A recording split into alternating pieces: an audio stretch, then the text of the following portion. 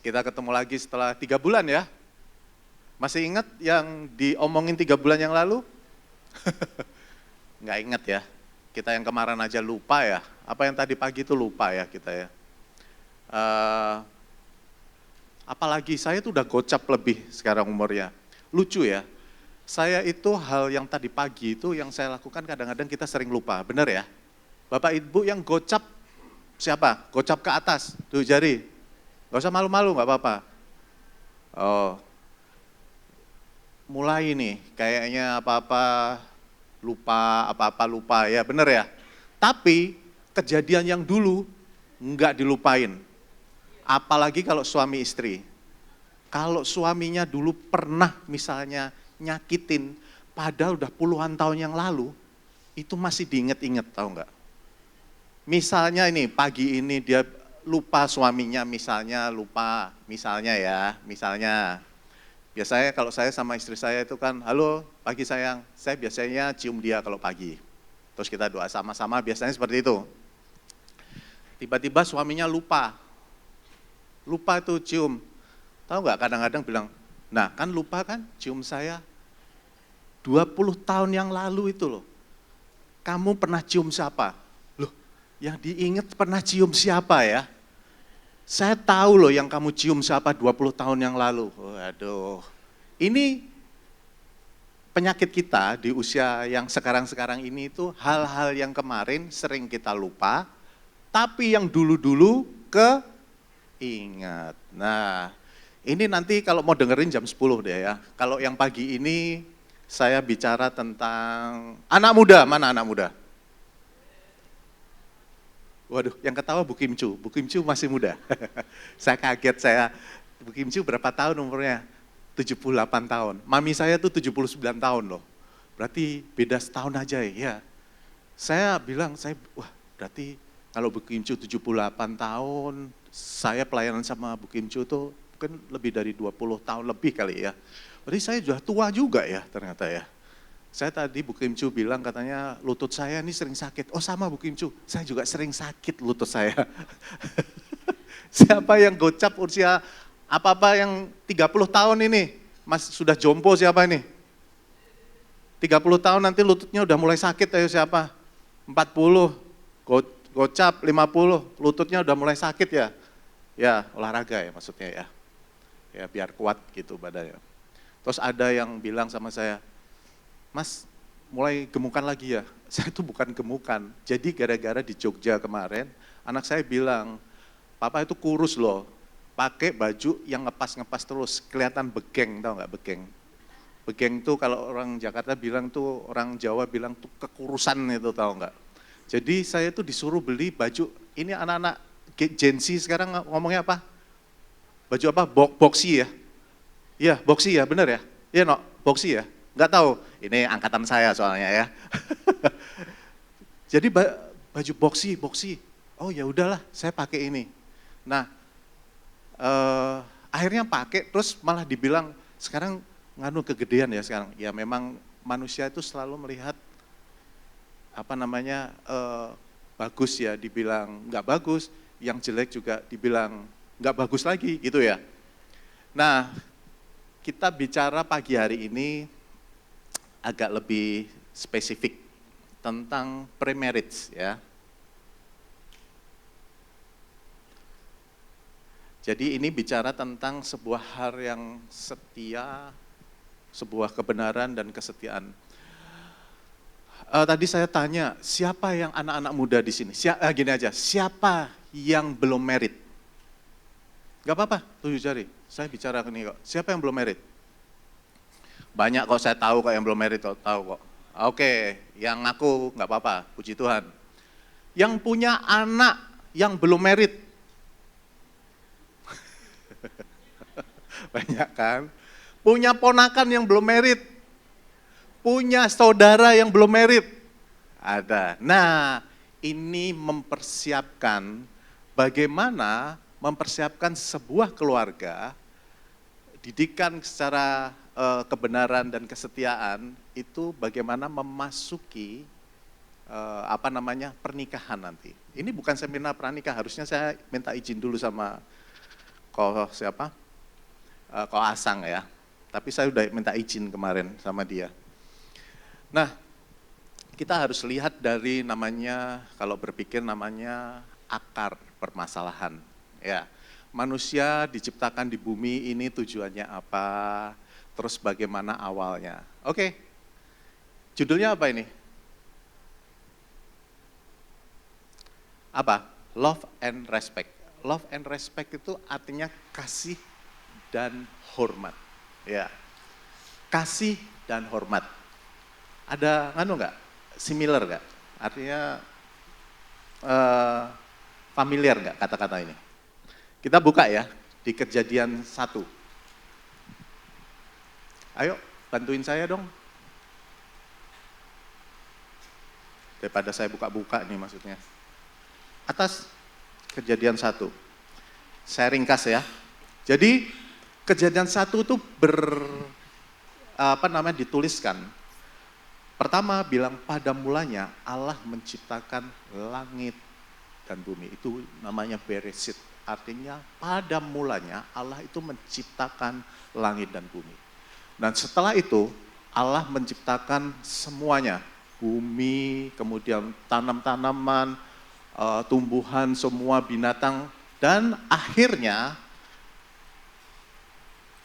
Allah menciptakan siapa? Ayo.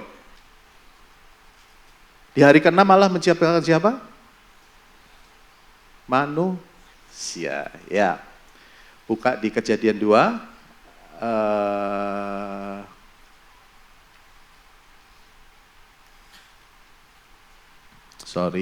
Kejadian 2. Kejadian 1. Malah keliru kan saya kan jadinya. Nah, Kejadian 1 ayat 26. Saya bacakan untuk kita semua ya. Berfirmanlah Allah, baiklah kita menjadikan manusia menurut gambar dan rupa kita, supaya mereka berkuasa atas ikan-ikan di laut dan burung-burung di udara dan atas ternak dan atas seluruh bumi dan atas segala binatang melata yang merayap di bumi. Maka Allah menciptakan manusia itu menurut gambarnya, menurut gambar Allah diciptakannya dia, laki-laki dan perempuan diciptakannya mereka. Allah memberkati mereka, lalu Allah berfirman kepada mereka, beranak cuculah dan bertambah banyak, penuhilah bumi dan taklukkanlah itu, berkuasalah atas ikan-ikan di laut dan burung-burung di udara dan segala binatang yang merayap di bumi. Berfirman Allah, lihatlah aku memberikan kepadamu segala tumbuh-tumbuhan yang berbiji di seluruh bumi dan segala pohon-pohon nan yang buahnya berbiji, itulah akan menjadi makananmu. Tetapi kepada segala binatang di bumi dan segala burung di udara dan segala yang merayap di bumi yang bernyawa kuberikan tumbuh-tumbuhan hijau menjadi makanannya. Dan kemudian ini yang 31, maka Allah melihat segala yang dijadikannya itu sungguh amat baik. Jadilah petang dan jadilah pagi, itulah hari ke-6. Nah, kalau Allah menciptakan manusia, berarti manusia itu punya tujuan enggak? Ada tujuannya, di mana Allah itu mempersiapkan segala sesuatunya dahulu, baru manusia diciptakan. Dan yang lucu, langsung dibilang, dan Allah menciptakan mereka. Yang di Kejadian 2 itu dibilang bahwa Kejadian 2 itu kayak merefer balik. Kan kalau di sini dibilang kayak Allah tuh cuma menciptakan satu pribadi ya. Tapi ternyata Allah itu menciptakan tuh jamak. Jamak itu lebih dari satu. Allah menciptakan laki-laki dan perempuan. Laki-laki itu mempunyai tugas. Mempunyai tugas dia memimpin, karena pertama dia adalah pribadi pertama yang diciptakan oleh Allah. dia yang mengelola bumi nanti, dan kemudian setelah dalam perjalanannya, Allah melihat ciptaannya itu baik, dan dia melihat, wah kalau dia sendirian, itu nggak bagus ya, karena nggak ada yang sepadan dengan dia. Nah, terus kalau bilang sepadan, itu bukan berarti manusia itu berpasangan. Sepadan ini diartikan bahwa ketika laki-laki itu menjalankan tugasnya, itu enggak ada yang diajak berrelasi atau bertukar pikiran. Karena yang di sekitarnya adalah apa? Binatang semua. Ya, makanya Allah melihat tidak baik manusia itu sendirian. Ini di sini itu bilang manusia itu bukan jamak ya, tetapi Adam. Adam enggak baik sendirian, maka Adam itu dibuat tidur, terus diambil dari mana? Tulang rusuk ya. Nah, benar, ada dua terjemahan, namanya kalau nggak salah itu Tzela. Tzela itu bahasa Ibrani, itu artinya diambil dari sisi atau sebagian daripada laki-laki, perempuan itu. Jadi artinya memang harafiahnya rusuk ya sebelah kiri. Ayo laki-laki diperiksa rusuk sebelah kirinya hilang nggak? Kok hilang nggak rusuk sebelah kirinya? Masih ada nggak? Masih ya? Ya, yang hilang tuh cuman Adam. Kalau kita sih rusuknya rata semua ya. Kalau kita punya kucing atau anjing yang ekornya dipotong, anaknya bukan berarti terus ekornya juga buntung, enggak juga ya. Artinya diambil dengan secara sepadan. Dan kemudian mereka diperintahkan Allah untuk mengelola itu. Nah, laki-laki kenapa dipilih sebagai pemimpin? Nah, ini jadi masalah ini. Sebenarnya bukan masalah ya. Jadi apa ya? Kadang-kadang kan ini menjadi kayak supremasi laki-laki ya. Wah, saya harus pribadi yang harus dihormati, karena saya itu pemimpin. Padahal Allah itu memilih laki-laki itu sebenarnya memilih pihak yang rela berkorban lebih dan mengambil tanggung jawab yang lebih. Bisa aja pas itu juga Allah memilih perempuan juga bisa sih sebenarnya. Tetapi Allah menetapkan memilih laki-laki untuk dia bisa berkorban. Makanya di Efesus bilang, seperti hai para suami, kasihilah istrimu seperti Kristus tuh memberikan dirinya. Itu kalau perempuan disuruh tunduk, kalau laki-laki suruh memberikan hidupnya. Kalau perempuan disuruh memberikan ketundukannya, tetapi laki-laki itu disuruh memberikan hidupnya. Perlu tahu ya. Jadi laki-laki itu harus memberikan hidupnya, rela mati. Allah memberikan seperti ini. Tapi kalau dia sendiri, dia rasa bahwa laki-laki itu akan kelabakan. Satu kali itu saya hampir tiap hari jogging, saya lari. Terus saya tuh heran, kenapa Allah memberikan tugas kepada Adam itu kok disuruh pilih-pilih. Ini binatang ini punya nama, binatang ini punya nama. Susah loh sebenarnya memberi nama. Pernah berpikir nggak, setiap benda-benda yang ada di sekitar kita itu punya nama semua. Even though tuh walaupun. Ini kursi ya, benar ya, C. Sri ya, sebelahnya kursi ya. Saya bilang gini, itu kursi ya C ya? Iya benar. Tapi saya bilang lagi, itu kursi warna biru ya C ya? Iya biru. Tapi biru apanya dulu nih? Oh iya biru kasanya dulu. Oh iya berarti itu kursi yang besinya dingin ya C ya? Oh iya benar besinya dingin. Artinya dalam satu benda pun itu namanya bisa banyak. Benar nggak? Lepas saya jogging tuh saya lihat ada daun warna kuning. Itu daun yang nempel di sana itu warnanya hijau. Di sini daun kering, bisa disebut juga daun jatuh. Loh, benda yang kayak gitu aja punya nama semua loh. Bisa bayangin nggak Adam disuruh kasih nama binatang segitu, kalau dia sendirian terus dia ngobrol sama ternak-ternak atau binatang, ini bagusnya dikasih nama apa ya? Misalnya dia ngomong sama ayam, yam itu bagusnya yang gede, yang punya belalai, yang punya ini hidung panjang tuh kasih nama. Dia ngomongnya pokok. Saya juga nggak tahu dia ngomong apa ya, bener nggak? nggak sepadan, nggak ada yang bisa diajak berdiskusi sama sekali. Makanya Hawa itu diciptakan sebagai penolong. Penolong itu bukan asisten rumah tangga. Penolong itu adalah mengencourage, menguatkan, memberikan, mendorong. Jadi kalau punya istri misalnya agak cerewet, ayo karir dong, ayo seperti itu. Enggak apa-apa. Karena perempuan itu seperti itu. Perempuan sen kanan aja bisa belok kiri, bener kan ya? Iya. Kemarin saya mau ke bandara, ada ibu-ibu berdua, itu ngebut, supir taksi saya bilang gini, udah ada bang, saya yang bilang, udah nggak usah dilawan bang. Dia tuh kesel karena dipotong gitu loh, supir taksinya dipotong. Udah, ibu-ibu jangan dilawan. Kita menang pun, kita kayak orang bodoh kita. Terus abangnya ketawa supir taksinya. Bener ya? Nggak usah dilawan. Istri kita tuh disayang. Amin, bapak-bapak? Ketawa aja ini berarti, masa sih gitu ya. No, oke nggak? Dikasihin ya? Ada Susan kamu, jadi nggak berani juga kayaknya.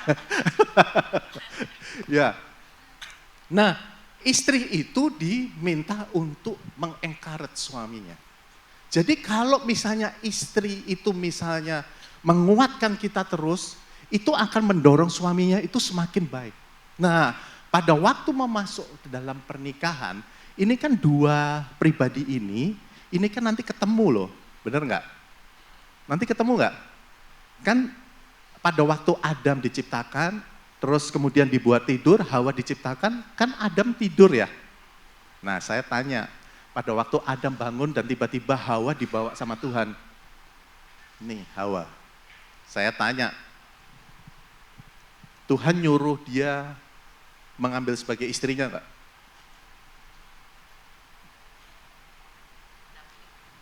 Ayo Pak, buka coba di Kejadian 2.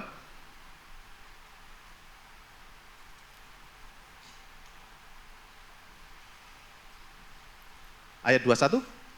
Ini Kejadian 2 ayat 21. Ayo, kita biar cepat selesai. Lalu Tuhan Allah membuat manusia itu tidur nyenyak. Ketika ia tidur, Tuhan Allah mengambil salah satu rusuk daripadanya, lalu menutup tempat itu dengan daging. Dan dari rusuk yang diambil Tuhan Allah dari manusia itu dibangunnya seorang perempuan, lalu dibawanyalah kepada manusia itu. Disuruh nikah enggak? Enggak ya. Terus karena ayat ini sedikitnya, lalu berkatalah manusia itu, inilah dia, tulang dari tulangku dan daging dari dagingku. Ia akan dinamai perempuan, langsung dia memberi nama itu. Sebab ia diambil dari laki-laki.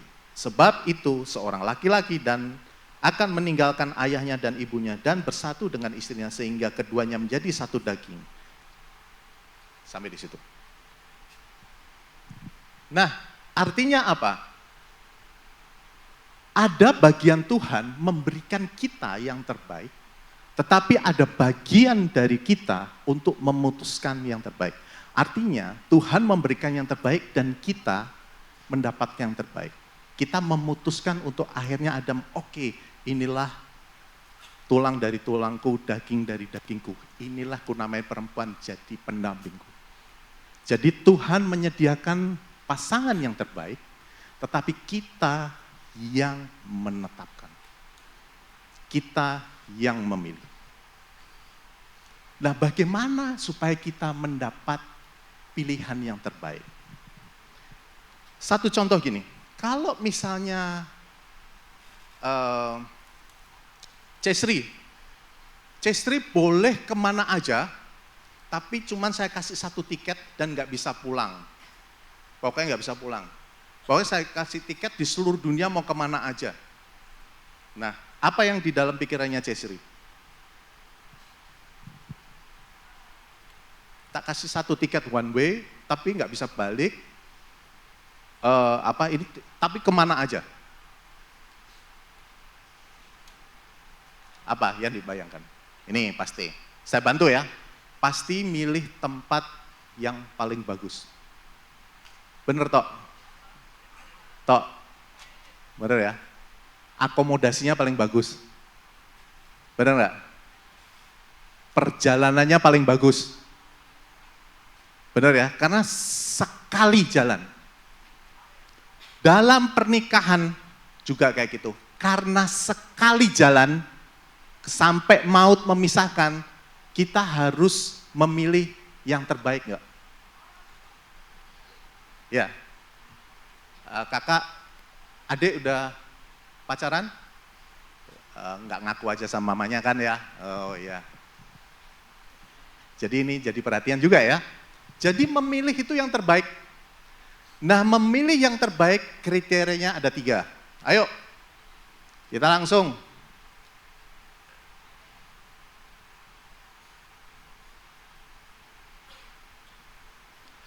Ada roh, jiwa, dan tubuh. Yang pertama roh. Ya, jadi setelah kejadian, ada 3 kriteria ini. 1 Tesalonika 5 ayat 23. Tolong dibukain.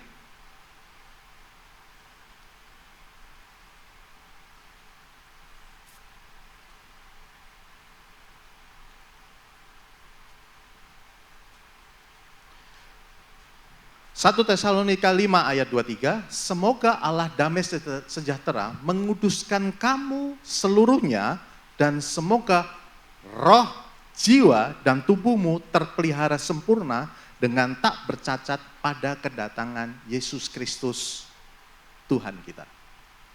Artinya ada 3 kriteria untuk memilih pasangan yang terbaik. Yang pertama, roh. Yuk, lanjut. Lanjut, presentasinya, media. Nah,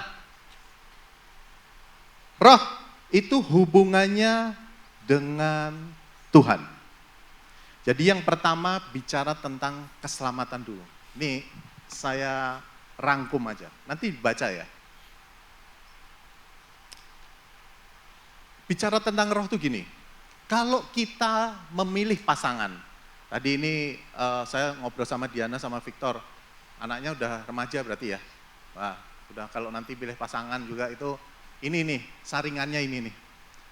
Pertama tanya dulu, lihat, jadi ini adik-adik semua yang juga punya anak atau punya saudara atau dirinya yang belum married ya.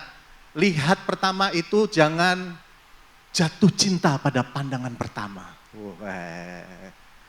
Sekarang cewek-cewek Gen Z itu pokoknya ngomongnya, saya suka cewek red flag. Yang kelihatannya naughty, kelihatannya agak brutal, agak rusty sedikit. Wah, nggak tahu nanti habis itu diselingkuhi, nangis-nangis nanti, ya kan? Nah, ini saringannya. Pertama tanya dulu, oh iya ya, dideketin nih, mulai deket, mulai akrab. Kamu menyembah Tuhan nggak? Ya siapa tahu ya, pas kamu, loh kamu menyembah Tuhan? Enggak, saya menyembah berhala gitu. kan kaget kita ya, loh kok masih ada yang sekarang animisme ya, zaman sekarang ya. Saringan pertamanya, kamu sama-sama Tuhan enggak? Kita sama-sama menyembah Tuhan enggak? Oke, menyembah Tuhan, kita sama-sama menyembah Tuhan. Saya juga percaya Tuhan kok. Oke, Tuhannya yang mana dulu? Ya. Oh, saya Tuhannya yang sana. Loh, saya Tuhan Yesus Kristus. Waduh, ini udah susah nih. Ya, ini jadi masalah nanti nih. Ini masuk kriteria pertama aja sudah sulit nih. Nah, andai kata ini lolos, misalnya, oh sama, Tuhannya siapa? Tuhan Yesus. Kamu, saya juga Tuhan Yesus. Oh sama berarti. Tuhannya sama. Berarti kita manual booknya sama ya. Manual book tahu nggak? Kitabnya sama ya berarti ya. Oh, sama enggak? Oh iya, saya Kejadian sampai Wahyu. Ya kamu, saya Kejadian sampai Maleakhi aja. Loh, itu bukan anu dong. Itu bukan bukan percaya Tuhan Yesus, itu percaya kamu orang Yahudi loh berarti dong. Enggak, sama-sama ini dari Kejadian sampai Wahyu. Wah, sama ini. Udah nih saringan pertama. Kitabnya sama. Tapi masih ada saringannya lagi, ditanya lagi. Kitabnya sudah sama. Dibaca enggak kitabnya? Nah, kitabnya aja dibaca enggak? Baca firman Tuhan pagi-pagi enggak, Dek? Loh, kok lihat-lihat kemana-mana? Anda? Ya, baca firman Tuhan enggak pagi? Wah, ini cewek-cewek lihat nih. Ini contoh yang baca firman Tuhan tiap pagi. Ya, baca enggak firman Tuhan? Oh, baca kok saya kok. Nah, masih ada lagi kriterianya lagi. Kalau kamu baca, kamu lakukan enggak? Kemarin saya tanya sama anak saya. Dia udah punya pacaran, anak saya tanya gini, kamu percaya persepuluhan enggak? Ya pernah baca sih. Enggak, kamu percaya persepuluhan enggak? Ya karena kamu masih minta jajan aja sama bokapmu, sama nyokapmu, sama papa mamanya. Ya jadi, ya kan memberikan persembahan ya ini dong, sesuai dengan dengan kerelaan hati dong. Iya, berarti kita perlu bicara nih dengan ini nih. Nah, yang hal-hal yang seperti itu disampaikan enggak? Kamu pada waktu membaca kitab kamu lakukan enggak? Kalau kamu cuma baca aja tapi enggak lakukan, itu sama juga kita tuh baca not balok tapi enggak pernah dimainkan di musiknya. Ini bicara tentang roh. Ya, lanjut. Ini di foto aja. Enggak apa-apa. Next.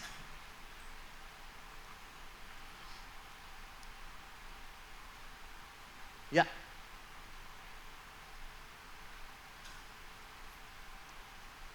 Kemudian bicara tentang jiwa.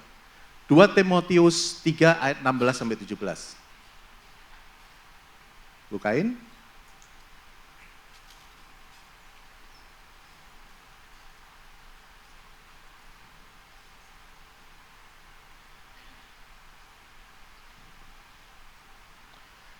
Segala tulisan yang diilhamkan Allah memang bermanfaat untuk mengajar, untuk menyatakan kesalahan, untuk memperbaiki kelakuan, dan untuk mendidik orang dalam kebenaran. Dengan demikian, tiap-tiap manusia kepunyaan Allah diperlengkapi untuk setiap perbuatan baik. Ini yang dibilang apa ini? Jiwa itu ada 3 elemen. Pikiran, perasaan, dan kehendak. Nah, pikiran itu bicara tentang apa yang kita percayai. Apa yang ditanam dalam pikiran kita. Terus perasaan itu bicara tentang respon emosi kita terhadap segala sesuatu yang ada. Yang ada di dalam diri kita, yang ada masuk di dalam hidup kita. Kemudian kehendak itu pada waktu kita merespon untuk setelah saya pikirannya ada, perasaannya ada, saya kehendak, saya mau melakukan apa. Nah itu baru nanti ada perbuatan. Nah ada 3 faktor bagaimana jiwa itu untuk menyaring bagaimana kita mendapat yang terbaik. Bicara tentang kepribadian yang seperti ini. Kalau kita bicara tentang kepribadian, kasihilah Allahmu dengan segenap hatimu, segenap jiwamu, segenap akal budimu, segenap kekuatanmu. Kasihlah sesama manusia seperti engkau mengasihi dirimu sendiri. Nah kita tanya, setelah tadi roh yang rohani itu kita, oh ya berarti kita sama ini, sudah sama dia lakukan. Nah ini bicara tentang kepribadian, gimana hubungan dia dengan Allah. Hubungan pribadi dia tuh dengan Allahnya gimana. Kalau dia termasuk, wah dia baik ya dalam membangun hubungan dulu, sekarang sampai dia itu punya masa depan, segala itu dia perhitungkan, dia hubungan yang lekat. Dari dulu dia bertobat, sampai sekarang dia masih setia dalam kesetiaan, dan dia membangun masa depannya, saya akan setia dalam bekerja dalam pelayanan Tuhan.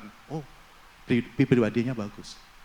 Kedua juga, kepribadian juga dilihat dari ya faktor sosialnya. Setara sama ilahi, terus sosial. Yang paling gampang,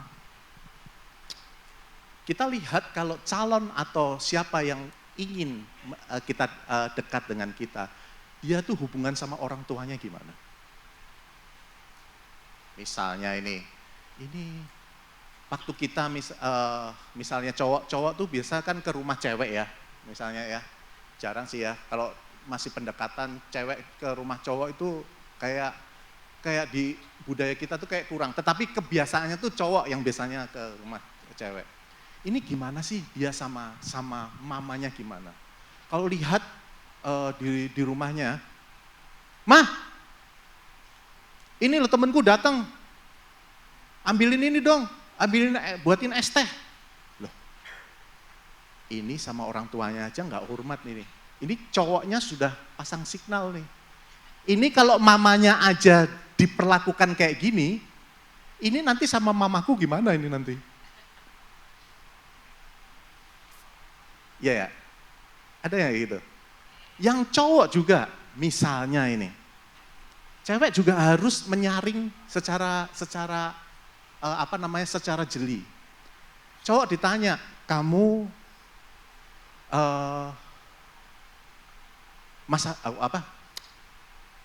kedepannya gimana?" "Wah, aku nggak tahu tuh. Besok aku ngapain juga nggak tahu."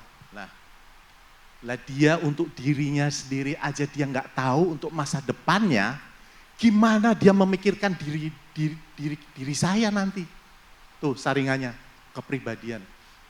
Dia sama Tuhan aja dia nggak bagus, sama orang tua nggak bagus, apalagi sama diri saya. Udah tanda tanya ini.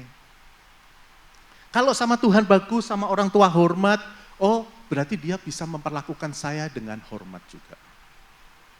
Karena orang yang terhormat itu akan memperlakukan pasangannya dengan terhormat. Laki-laki itu juga harusnya terhormat. Kalau ketika dia dekat dengan perempuan, dia harus berlaku terhormat supaya juga dia itu dihormatin juga. Perempuan juga punya kelembutan supaya ada kasih yang mengalir ke dirinya dia. Bukan yang kasar seperti itu. Ini bicara kepribadian.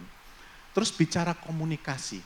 Nah, komunikasi ini bicara tentang bukan berarti, sering nggak kita kalau ngomong sama orang, ketemu orang yang nggak nyambung kalau ngomong. Ini bicara tentang latar belakang lingkungan juga. Lingkungan, pendidikan, dari cara berpikir.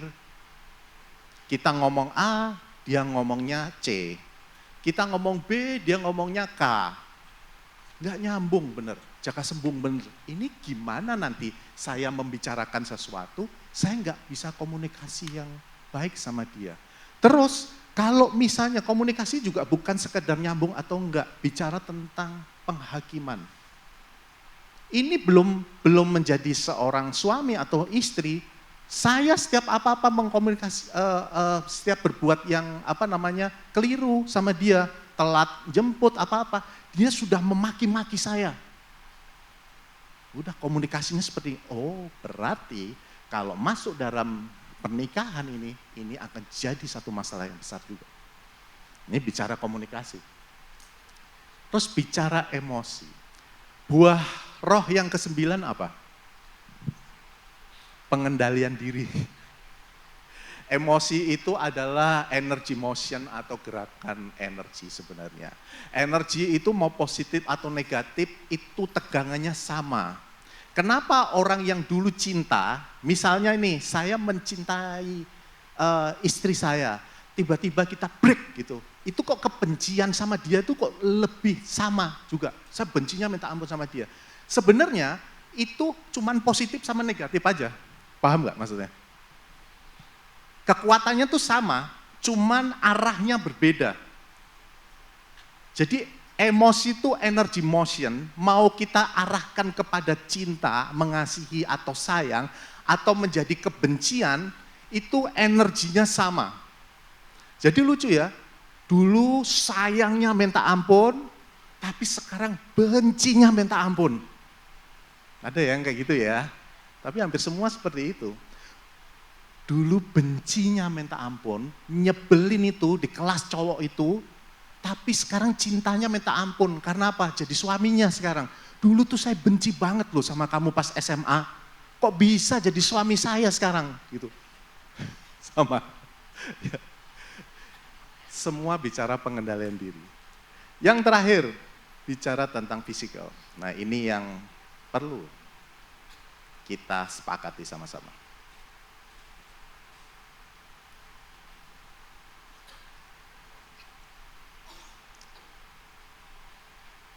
Tubuh, fisik dan seksual. Jadi 1 Korintus 6 ayat 18 sampai 20, bukakan, ini kita terakhir.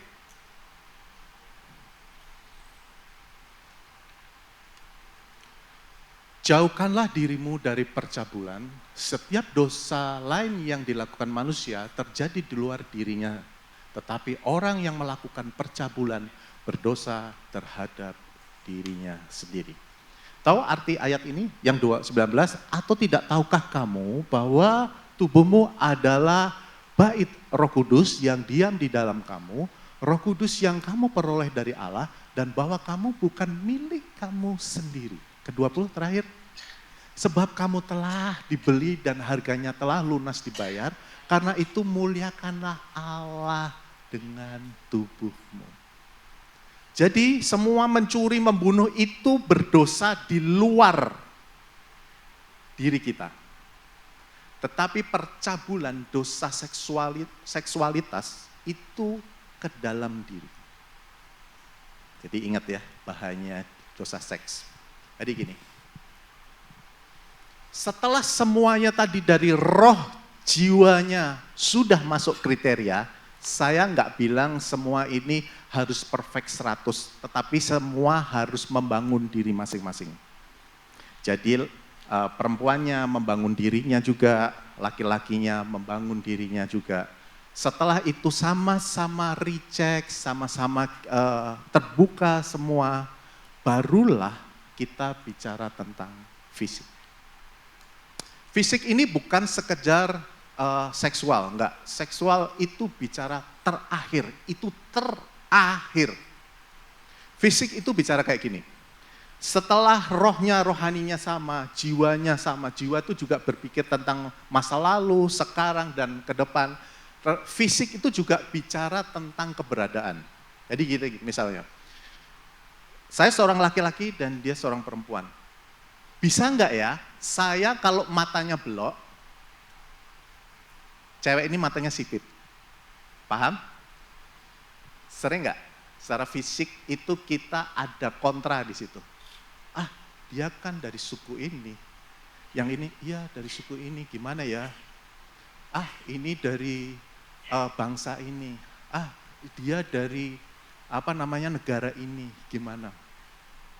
Ada enggak? Nah, secara fisikal itu juga akan mempengaruhi, karena itu mempengaruhi budaya kita nanti.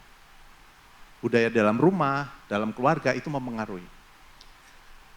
Yang kedua, bicara tentang latar belakang, maaf. Bicara tentang latar belakang sakit penyakit. Ada beberapa orang yang bilang setelah married baru tahu bahwa istrinya itu nggak bisa nggak bisa punya anak atau gimana. Atau laki-lakinya nggak bisa bisa cukup untuk membuahi istrinya, atau mempunyai sakit bawaan cancer atau apapun. Itu harus jadi salah satu yang dipertimbangkan.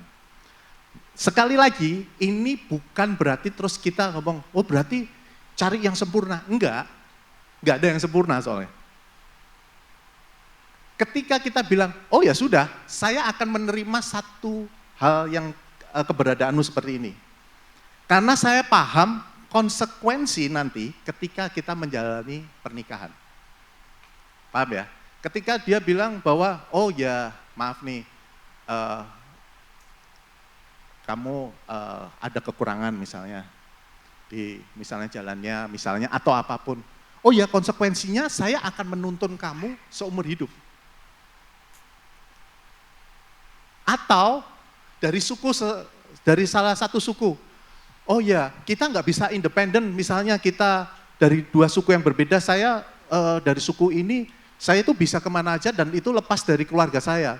Tapi ketika saya menerima kamu, di mana kamu itu suku yang menganut bahwa keluarga itu harus rapat itu seperti itu, harus dirangkul semua. Artinya konsekuensi ketika saya nikah nanti akan jadi masuk dalam keluargamu. Kalau kita siap, itu nggak ada masalah. Itu secara fisik. Nah, kita bicara lagi, terakhir terus ya, seksual. Nah, setelah kita firm dengan kerohanian, jiwa, fisik, semua itu firm, berarti oke, saya menerima dengan segala konsekuensinya. Karena nggak ada yang bisa 100%, nggak ada. Oke, saya terima. Barulah kita bicara tentang pernikahan. Pernikahan itu adalah janji di mana dua orang yang berbeda jenis kelaminnya. Jadi, paham ya? Pernikahan itu menyatukan dua yang berbeda. Jadi nggak ada John dengan Yakub, nggak ada. Nggak ada Deborah sama Priscilla, nggak ada. John ya sama Sarah, paham ya maksudnya ya? Artinya laki-laki dan perempuan. Tapi era ini berarti kita sulit dong, era kebebasan seperti ini. Nah, kita balik lagi ke kerohaniannya. Dari awal sudah ngomong ini, kamu mau pegang kitab ini, kalau di dalam kekristenan nggak ada itu pernikahan sesama, itu nggak ada. Pernikahan adalah dua yang berbeda disatukan. Kayak gini, ada lakban tahu? Kayak plester yang lakban tuh ya. Seks itu sekali ditempel, itu dalam pernikahan Kristen, itu nggak boleh dicabut lagi. Ketika itu dicabut lagi dan ditempel kepada yang lain, itu kerak-keraknya itu akan nempel ke situ dan daya lekatnya sudah tidak ada lagi. Makanya ketika laki-laki diberikan tugas oleh Tuhan sebagai pemimpin, dia pada waktu dia bilang, saya menerima engkau menjadi istriku, itu dia memberikan tubuhnya utuh kepada istrinya saja. Jadi enggak kemana-mana, dia kepada istrinya saja. Pada waktu kita diomongin gitu ke calon pasangan kita, oke enggak kamu dengan ini? Jadi sekali seumur hidup cuman saya doang. Tegang ya semua ya. Kesimpulan, biar habis ini ketawa terus makan pagi ya. Ayo, kesimpulan.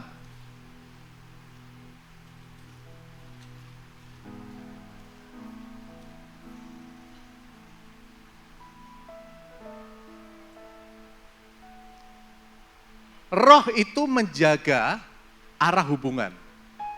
Jiwa itu memperkuat kualitas hubungan. Tubuh itu menyempurnakan pernikahan. Ya, jadi untuk berjalan dalam kebenaran dan dalam kesetiaan, satu hal yang kita harus pegang bahwa kebenaran firman Tuhan itu mutlak. Jadi jangan disimpangkan kanan kiri. Demikian firman Tuhan, Tuhan Yesus memberkati kita semua.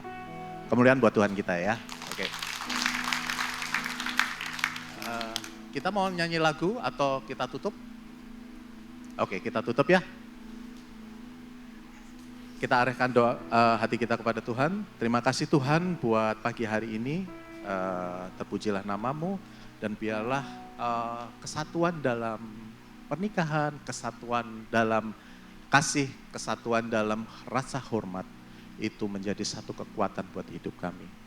Dan di mana Tuhan pribadi-pribadi yang saat ini sedang menjajaki sebuah hubungan atau orang tua yang sedang mendidik anaknya, mereka bisa melihat bahwa kesatuan yang utuh dalam Kristus itu semua untuk menjalankan apa yang menjadi panggilan Tuhan. Dan biarlah kami semua belajar Tuhan, kami semua taat dengan apa yang menjadi bagian kami sebagai laki-laki atau sebagai perempuan, supaya kami dapat melakukan peran kami sesuai dengan panggilan Tuhan. Terpujilah namamu, di dalam nama Tuhan Yesus kami berdoa dan bersyukur. Haleluya. Amin.